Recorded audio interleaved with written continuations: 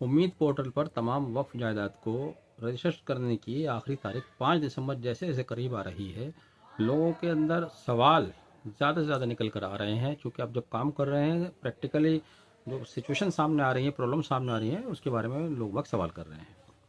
उन्हीं सवालों का जवाब देने के लिए आज हम वक्फ कानून के माहिर कुंवर ज़हीर एडवोकेट साहब से बात करेंगे। उनसे कुछ चुनिंदा सवालों पर उनकी राय लेंगे कि अगर आपके सामने इस तरह की सिचुएशन पैदा होती है तो उस हालत में क्या करना चाहिए। तो कुंवर ज़हीर साहब के एक्सपर्ट व्यूज़ आपके लिए काम के हो सकते हैं, इसलिए इस वीडियो को आखिर तक ध्यान से देखिए। अस्सलाम वालेकुम। ज़हीर साहब, बहुत सारे सवाल हैं। वैसे तो आपकी मदद से हमने एक सवालों का किताबचा बनाया है जिसको लोग पढ़कर और मज़ीद जानकारी चाहते हैं। हालांकि आपने उसमें सही डिटेल में जवाब दिया है।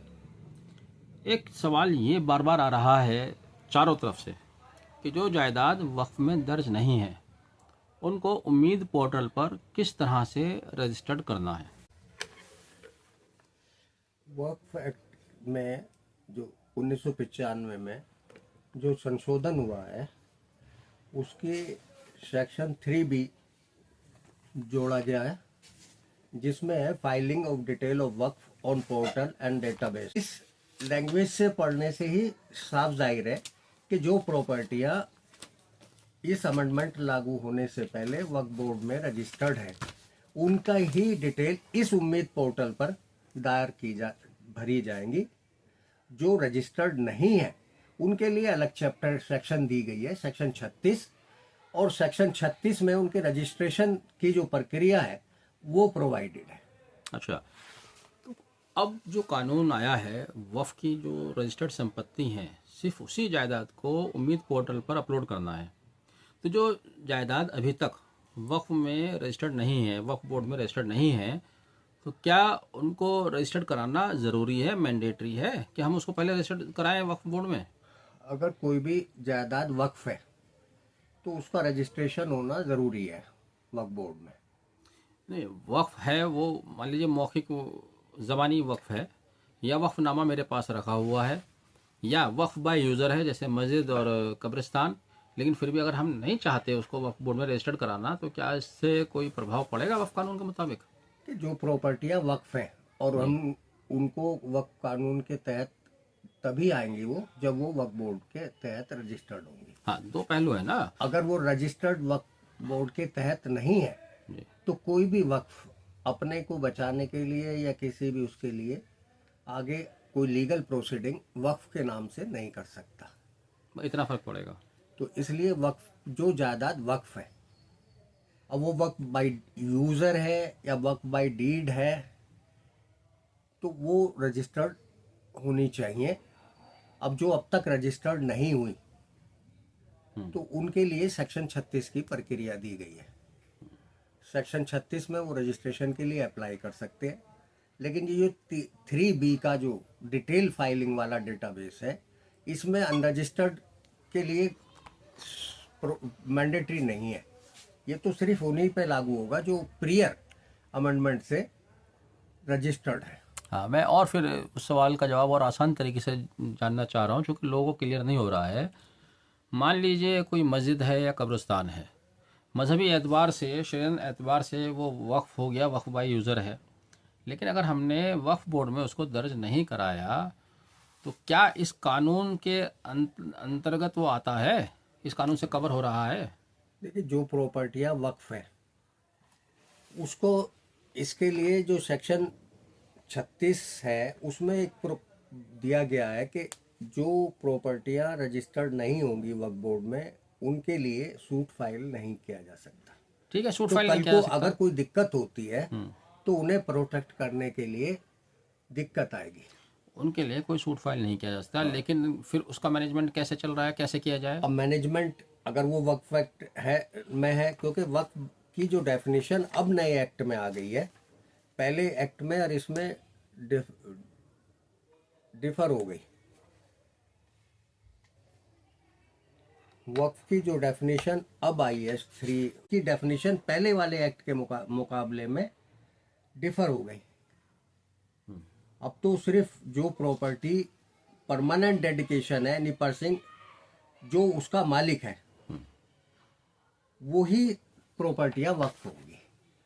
तो अगर वो चीज़ें पहले टैली कर लेना चाहिए, क्योंकि बहुत से लोगों को ये ध्यान ये नहीं है कि जो प्रॉपर्टियां वक्फ बोर्ड में रजिस्टर्ड है या नहीं, क्योंकि बहुत सारी प्रॉपर्टियां ऐसी है जिनकी मैनेजमेंट कमेटी बहुत दिनों से किसी को मालूम नहीं, वो ऐसी डेड पड़ी है वक्फ बोर्ड में। अब वक्फ में रजिस्टर्ड है या नहीं ये कैसे पता चले? अब इसके लिए तो सबसे ज़्यादा रिकॉर्ड तो वक्फ बोर्ड का है। अच्छा।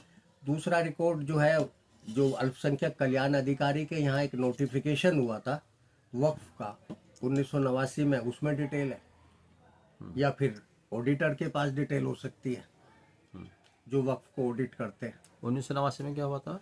1989 में गवर्नमेंट ने सर्वे कराया था 83 में। उसके सर्वे होने के बाद जो प्रॉपर्टी वक्फ आई थी उनको जो रजिस्टर्ड वक्फ बोर्ड में किया गया था उसका बाकायदा नोटिफिकेशन हुआ था। लेकिन उस एक्ट के अलावा भी जो पहले से वक्फ बोर्ड में रजिस्टर्ड थी उनके अलग रिकॉर्ड है। लोगों में जो डर है सवाल से, उनके सवाल से जो डर निकल कर आ रहा है, उनको डर ये लग रहा है कि जो प्रॉपर्टीज मस्जिद, मदरसा या कब्रिस्तान वक्फ में दर्ज नहीं है कहीं वो छिन ना जाए। क्या ऐसा है? देखिए, जो प्रॉपर्टियां अपनी जायदाद पे बनी हुई हैं वक्फ, चाहे उनके वक्फनामे हैं या नहीं है, अगर वो सरकार की प्रॉपर्टियां पे है तो उनके छीनने का खतरा बना रहेगा। अगर वो सरकार की प्रॉपर्टी पर नहीं है तो उनके छीनने का खतरा नहीं है। एक सवाल ये भी है कि कुछ लोग इस तरह से उसका मैनेजमेंट कर रहे हैं, ट्रस्ट बना लिया है अपने मदरसे का या कब्रिस्तान का या मस्जिद का या सोसाइटी में रजिस्टर्ड करा लिया है, तब क्या वो सूट फाइल कर सकते हैं? तब तो वो सहसे तब वो सोसाइटी या ट्रस्ट की ओर से ही सूट फाइल कर सकते हैं और वो सिक्योर्ड भी हो जाएंगे। हाँ, सिक्योर्ड है, क्योंकि बात यह है कि मैनेजमेंट तो आप किसी भी इसके तहत कर सकते हैं। भाई, मदरसा तो एक अलग चीज़ हो गई।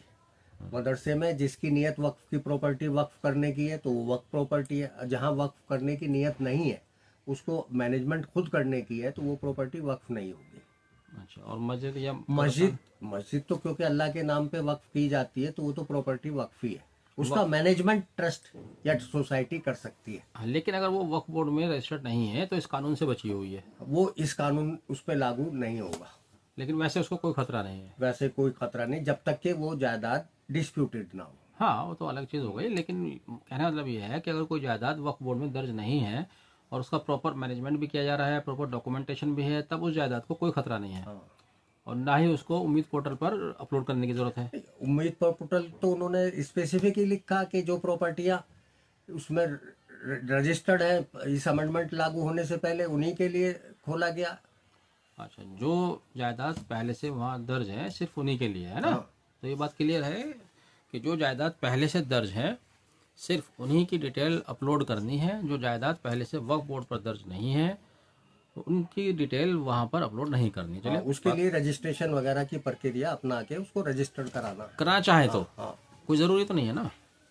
अगर वक्फ एक्ट का बेनिफिट लेना तो जरूरी है। अगर वक्फ एक्ट का बेनिफिट लेना है तो ज़रूरी है, बाकी वैसे ज़रूरी नहीं है। वैसे तो आदमी अपने अगर निजी कोई प्रॉपर्टी रखता तो उसके लिए तो कोई नहीं, जरूरत वक्फ है, उसको ट्रस्ट चला के बना के चला रहा है वो। नहीं। अगर प्रॉपर्टी वक्फ है, जी, देखिए, वक्फ प्रॉपर्टी एक तो यह है कि आदमी ने अपनी मस्जिद बना दी, 10 आदमी इकट्ठे हुए, उन्होंने मस्जिद कर दी, आम लोग नमाज पढ़ने लगे या उनके पर्सनल लोग करने लगे, वो मैटर अलग है। लेकिन किसी आदमी ने प्रॉपर्टी को वक्फ कर दिया, या वक्फ बहुत पहले से चली आ रही है, लेकिन किसी वजह से या तो उन्हें मालूम नहीं कि ये प्रॉपर्टी दर्ज है या नहीं करा पाए, तो जहां प्रॉपर्टी वक्फ है तो उसका रजिस्ट्रेशन वक्फ बोर्ड में होना चाहिए। दो चीजें अलग है, एक तो आदमी निजी प्रॉपर्टियां या निजी उसके लिए, और एक वक्फ। नहीं, जैसे कि आपने बताया कि मस्जिद और कब्रिस्तान वक्फ बाय यूज़र है, हाँ वो वक्फ हो गई, हाँ। लेकिन हमने करा रहे वक्फ बोर्ड में उसको दर्ज। नहीं तो फिर उसके लिए कैसे वक्फ का बेनिफिट नहीं दिक्कत होगा। मिलेगा। हाँ, वक्फ का बेनिफिट नहीं मिलेगा, अदरवाइज अगर उसका ट्रस्ट बना के मैनेज कर रहे हैं तब उसको प्रोटेक्ट उससे तो कर सकता है ट्रस्ट बनाकर।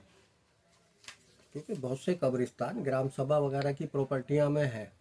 अच्छा। और ज्यादातर गांवों में जो है ग्राम सभा ने चकबंदी में कब्रिस्तान छोड़े, अच्छा। तो उनका मैनेजमेंट ZA एक्ट के तहत ग्राम सभा भी करती है। अगर वो वक्फ बोर्ड में दर्ज नहीं होंगे तो कल को ग्राम सभा भी उसका मैनेजमेंट छीन सकती है। अच्छा, हाँ, वो जो ग्राम सभा की ज़मीनें हैं, ग्राम सभा ने दी हुई हैं, उसको दर्ज कराना लाजमी है। हाँ, तो लाजमी तौर से दर्ज क्योंकि हुई फिर भी है, ग्राम नहीं सभा हुई तो। या ग्राम प्रधान के अंडर में उसका मैनेजमेंट आ गया। अच्छा, अच्छा।